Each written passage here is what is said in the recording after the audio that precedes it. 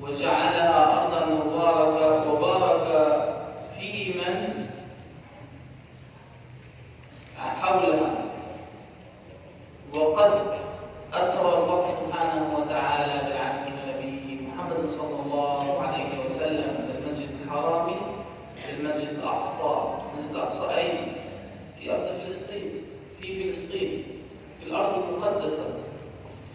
والمسجد الأقصى يعتبر أولى القبلتين وثالث الحرمين الشريفين. وصلاة في المسجد الأقصى تعادل صلاة من الصلاة المفروضة علينا. وهذا دليل على عظمة هذه الأرض. وجاءت رحلة الإسراء والمعراج إلى أرض فلسطين للمسجد الأقصى المبارك بعد عام كان مليئا بالأحزان لرسول الله صلى الله عليه وسلم. ففي ذلك العام توفيت سيدتنا خديجة وعمه أبو طالب، ونفي إلى شعاب مكة وطرد مع أصحابه. وكان عاما مليئا بالحزن، وجاءت هذه الرحلة استشفاء لروحه وقلبه من الأحزان، حيث أسرى به إلى المسجد الأقصى المبارك. Alhamdulillah, segala pujian yang milik Allah Subhanahu wa taala. Alhamdulillah beliau bisa hadir di hadapan kita semuanya.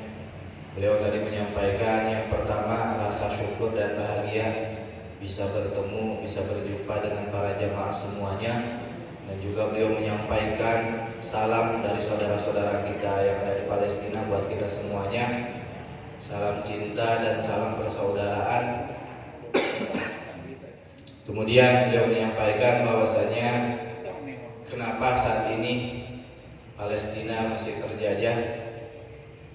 Sudah puluhan tahun Palestina terjajah, lebih dari 70 tahun lamanya. Dan bahkan beberapa hari terakhir ini kita saksikan penyerangan demi penyerangan yang lebih brutal daripada kondisi-kondisi sebelumnya. Padahal Allah Subhanahu wa taala telah menjamin keberkahan-keberkahan yang ada di negeri Palestina, keutamaan dan keistimewaan yang ada di Palestina. Dalam Al-Qur'an beberapa ayat menjelaskan Palestina ini yang pertama memiliki keutamaan, yaitu negeri yang disucikan oleh Allah Subhanahu wa taala. Ardul Muqaddasah, bumi yang disucikan oleh Allah Subhanahu wa taala. Yang kedua, Palestina atau tanah Baitul Maqdis ini adalah tanah yang diberkahi oleh Allah Subhanahu wa taala. Jadi Allah memberikan jaminan bahwa Palestina dan sekitarnya itu adalah Allah tanamkan, Allah berikan keberkahan di dalamnya dan sekitarnya. Juga kita ketahui bahwasanya Palestina ini adalah negeri para nabi dan rasul. Negerinya para nabi dan rasul, banyak sekali nabi yang lahir di sana, nabi yang hijrah ke Palestina, dan juga ada yang nabi-nabi yang dimakamkan di Palestina. Ada Nabi Isa, Nabi Musa, Nabi Yahya, gitu ya. Dan juga nabi-nabi lainnya, Sulaiman, Nabi Daud. Juga kita ketahui bahwasanya Palestina ini adalah negeri tempat Isra dan Mi'rajnya Kanjeng Rasulullah Sallallahu Alaihi Wasallam. Jadi ketika Nabi Muhammad Sallallahu Alaihi Wasallam diuji oleh Allah Subhanahu Wa Taala dengan ujian yang cukup berat, di mana pada tahun itu istrinya yang tercinta, ya, Ummul Mukminin Sayyidah Khadijah radhiyallahu anha meninggal dunia sebagai penopang dakwah Rasul. Kemudian pamannya sebagai pelindung Rasul juga meninggal dunia. Ketika ke Thaif, ternyata dakwahnya mendapatkan penolakan yang cukup memprihatinkan. Setelah itu Allah menghadiahkan, Allah memberikan sebuah kegembiraan, sebuah hadiah dengan Rasulullah di Isra dan Mi'rajkan dari Masjidil Haram ke Masjidil Aqsa. Dari situ kemudian ke Sidratul Muntaha. Padahal sesungguhnya sangat mungkin dari Masjidil Haram langsung ke Sidratul Muntaha. Tidak ada yang tidak mungkin bagi Allah. Tetapi Allah ingin mengaitkan. Allah ingin senantiasa menyertakan bahwasanya Masjidil Haram dengan Masjidil Aqsa itu tidak terpisahkan, memiliki keutamaan. Masjidil Aqsa juga adalah kiblat pertama umat Islam. Masjidil Aqsa adalah masjid yang disucikan dan juga dimuliakan oleh Allah Subhanahu wa taala. أيها الأخوة الكرام، إننا في هذه الأيام نشهد المجازر، ليس مجزرة واحدة، المجازر في غزة. بالأمس فقط قام الاحتلال الإسرائيلي بعمل مجزرة راح فيها أكثر من 100 شهيد إلى الآن. وإن العالم الصامت، العالم المتفرج ينظر إلى عذابات أهل غزة ولا يحرك ساكنا. يا الأخوة الكرام، نحن يطالب تعدادنا 2 مليار مسلم. لا نستطيع أن ندخل الضمائر إلى أرض غزة في هذه الأيام، وهذا نتيجة لضعفنا كأمة إسلامية، نتيجة لضعفنا. وقال صلى الله عليه وسلم في حديث فيما معناه أن في آخر الزمان تتداعى علينا الأمم، أي تبطش بنا الأمم، تصدمنا، تأخذ حقوقنا، تسلبنا، تتحكم في شؤوننا. قال صحابة رسول الله صلى الله عليه وسلم: أمن قلة نحن؟ قال: لا، بل أنتم كثيرون ولكن كغثاء السيل، أي عدد كبير ولكن كغثاء السيل، لا تفعلون شيء، ليس هناك قيمة لهذه الأعداد. لماذا؟ لأن قلوبنا تعلقت بحب الدنيا ونسينا الآخرة. وإن الحل لهذه المشكلة أن نبدأ بأنفسنا بإصلاح ذواتنا، بأن نصلح من نفسنا. فإن الله سبحانه وتعالى قال: إن الله لا يغير ما بقوم حتى يغيروا ما بأنفسهم. ومن ثم يتبعنا الآخرون ونكون على قلب رجل واحد، أمة إسلامية على قلب رجل واحد إذا اشتكى منه وتداعى على وسائل الجسد الإسلامي. Selanjutnya, bahwasanya kita ketahui saat ini Palestina menderita, Palestina terluka, korban jiwa begitu banyaknya, sampai 30.000 lebih yang meninggal dunia. Bahkan tadi saya juga menyampaikan apa yang disampaikan tadi oleh MC kita, beberapa hari kebelakang dalam satu kali serangan itu bisa mencapai 100 orang meninggal dunia. Bahkan dalam videonya yang saya terima itu sampai tidak diketahui jasad siapa dan siapanya, sampai saking dahsyatnya serangan yang diterima oleh saudara-saudara kita yang ada di sana. Apa sebenarnya yang terjadi? Bukankah umat Islam ini banyak? Bukankah Muslim ini jumlahnya tidak sedikit? Negara-negara penduduk Muslim itu banyak, di Jazirah Arab, di Afrika, di Asia.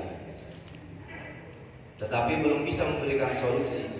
Ini yang pertama adalah salah satunya yang menjadi penyebab itu adalah hubbud dunia, kecintaan terhadap dunia.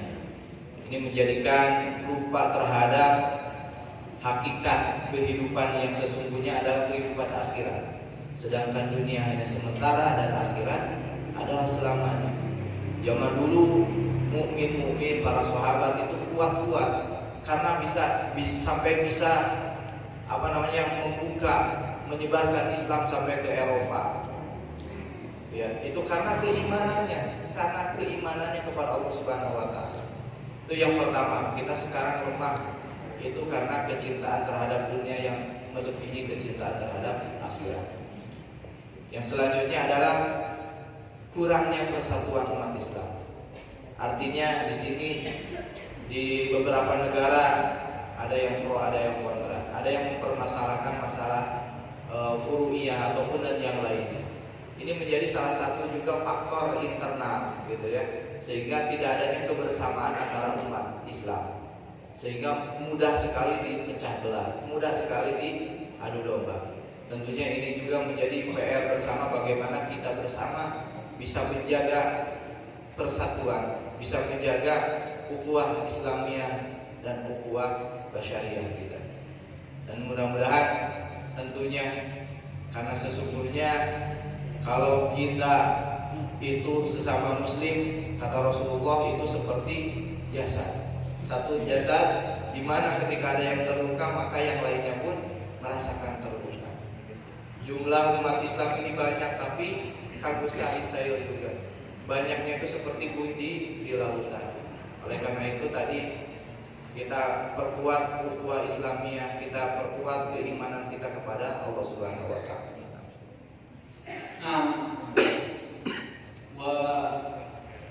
وختاما لهذه الكلمة نود أن نقول أننا باستطاعتنا أن ندعم إخواننا في غزة الآن، وكل يعمل على حسب قدرته واستطاعته.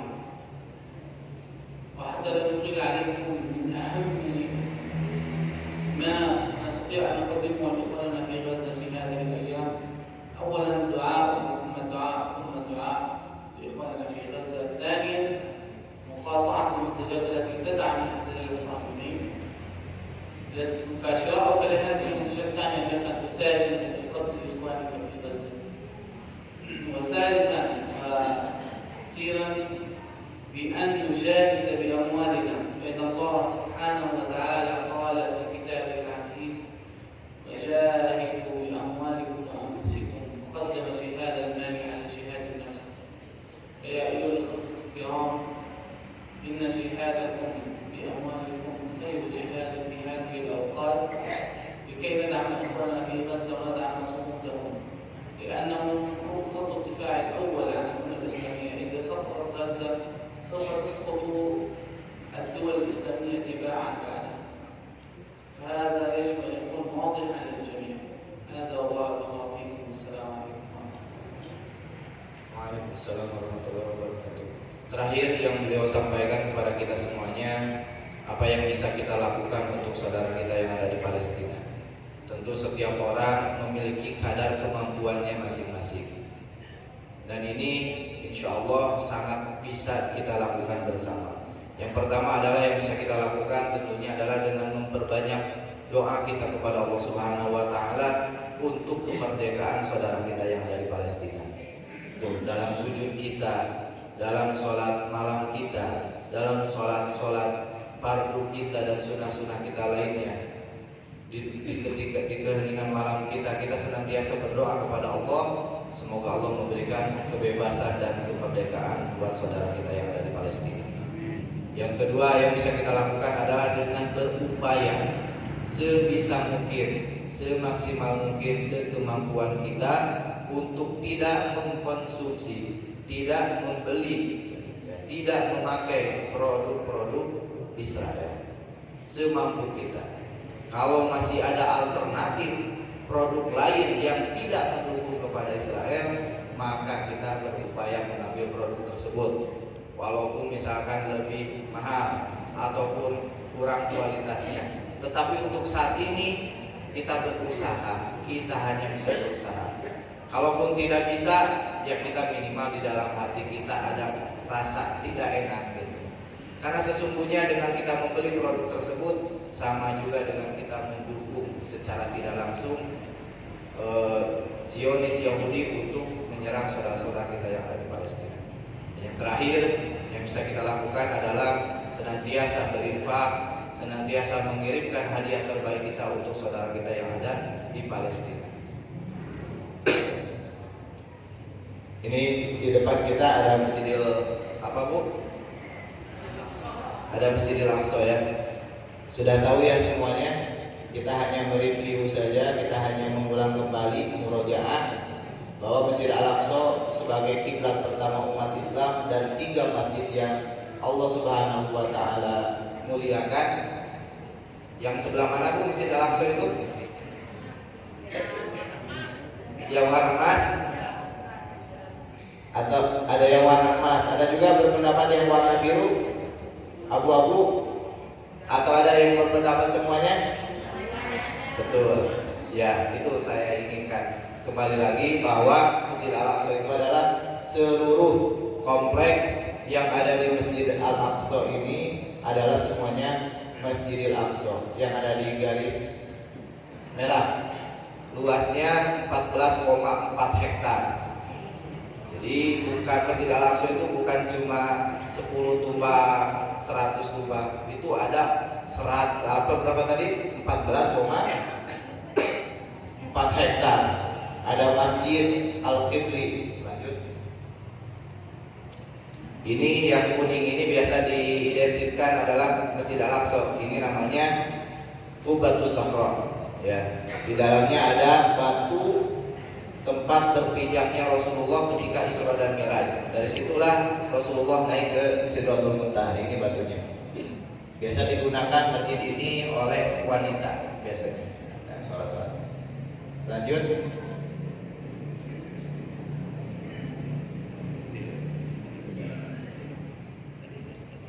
Ya, di dalamnya juga yang itu ada tadi yang warna biru itu adalah Masjid Jami'ul Qibli.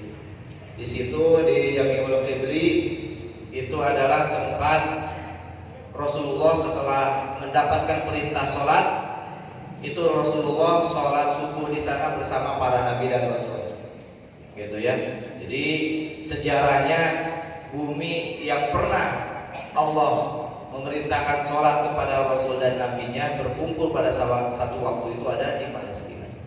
Itu luar biasa, gitu ya. Kemudian juga ini adalah pembakaran yang dilakukan sekitar tahun 60-an. Dan juga di dalamnya itu kita bisa saksikan ini memang foto-foto lama kita. Kalau masuk itu seperti ini, ada Zionis, ada tentara yang mengawasi, gitu ya. Dan juga tidak bisa semuanya masuk kecuali atas izin dari tentara-tentara Israel. Ya. Mungkin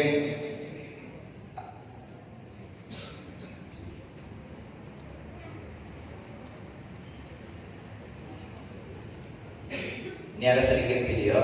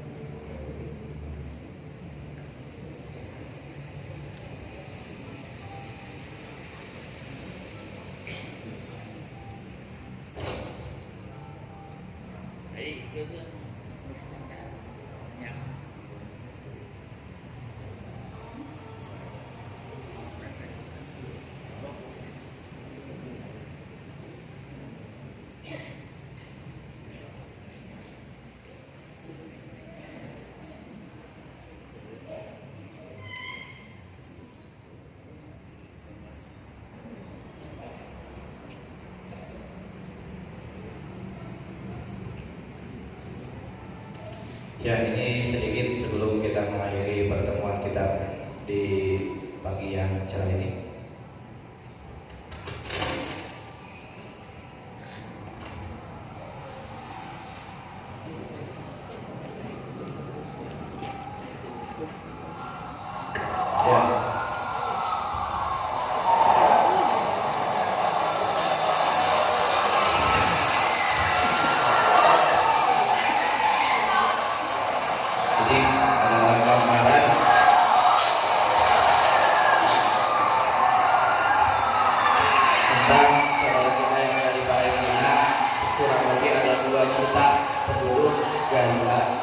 yang saat ini dibombardir dari ujung timur sampai ke tengah, sampai dikirim ke sebuah tempat namanya Rafah. Dan ini penampakan kondisi saat ini yang ada di Palestina, khususnya di kota Gaza.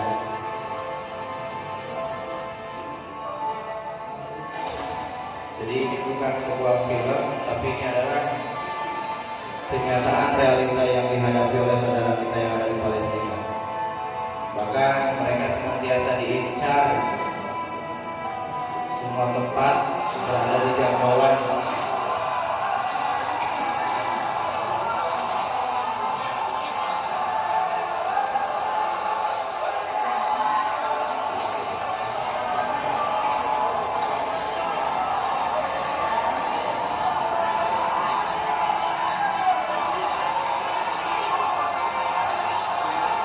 Anak-anak, perempuan, wanita, semuanya menjadi korban kejahatan Zionis Israel, di mana mereka tidak pernah memandang siapa yang harus dilindungi, siapa yang harus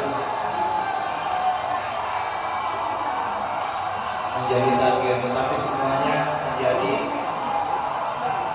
bulan-bulanan, menjadi kebencian dari Zionis Israel.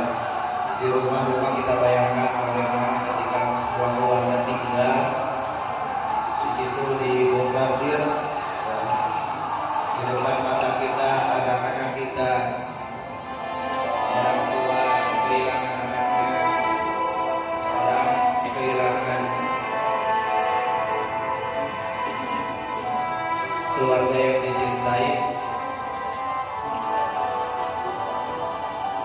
Ini hanya sebagian potret kecil bagaimana miris dan terlukanya saudara kita yang ada di Palestina.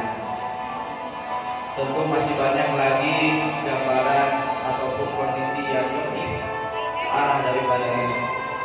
Bahkan setelah mereka dibombardir, coba kita bayangkan 70% penduduk Gaza saat ini kehilangan tempat tinggal. 70%. Bayangkan mengungsinya itu kemana? Kalau kita misalkan ada banjir ataupun ada musibah, kan ada tempat mengungsi, tapi di Palestina tidak ada tempat yang aman.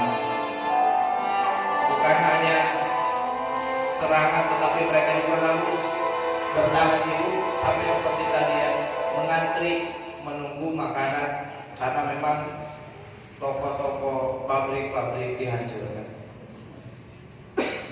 Oleh karena itu, ibu-ibu, bapak-bapak sekalian, mari pada kesempatan kali ini, alhamdulillah saya dengar informasinya ternyata di masjid ini sudah beberapa kali mengadakan kajian ataupun pengajian dari Kepalestinaan. Mudah-mudahan hadirnya kami pada pagi kali ini menguatkan kembali ya, apa yang sudah ibu bapak lakukan terhadap saudara kita yang ada di Palestina. Ini mudah-mudahan menjadi terus istiqomah kita, sedikit yang bisa kita berikan, perhatian kita juga yang kita berikan, tapi mudah-mudahan ini menjadi amal terbaik kita, karena sesungguhnya amalan terbaik itu adalah amalan yang dawam, amalan yang terus menerus walaupun jumlahnya sedikit. Habul amal ilallah adwamuha. Amalan yang paling dicintai oleh Allah Subhanahu wa taala adalah yang paling dawam, yang paling istiqomah, yang paling terus-menerus rutin walaupun itu sedikit. Mudah-mudahan kecintaan kita terhadap Palestina senantiasa dijaga oleh Allah Subhanahu wa taala, karena kalau bukan kita siapa lagi? Kalau bukan kepada kita, kepada siapa lagi warga kita yang ada di Palestina meminta bantuan. Oleh karena itu, mari tadi alhamdulillah ibu-ibu, bapak-bapak sudah menyisihkan harta terbaiknya. Mudah-mudahan dicatat oleh Allah Subhanahu wa taala menjadi pahala terbaik, karena sesungguhnya salah satu amalan yang paling diinginkan oleh penduduk di akhirat ketika sudah meninggal dunia itu adalah ingin bersedekah. Jadi dalam Al-Qur'an dijelaskan, laula akhartani ila ajalin qarib fa as-sadaqa wa akum minas sholihin. Ya Allah, kalaulah engkau berkenan memberikan waktu kepada hamba untuk kembali ke alam dunia, kami ingin bersedekah. Jadi sedekah ini adalah di antara sekian amalan yang paling diinginkan oleh orang-orang yang sudah meninggal. Selain ternyata sedekah itu tidak mengurangi harta kita, sedekah itu juga menolak bala, menolak musibah. Dan dengan sedekah ini juga menjadi sebuah wasilah kita untuk terkabulnya doa dan hajat-hajat kita semuanya.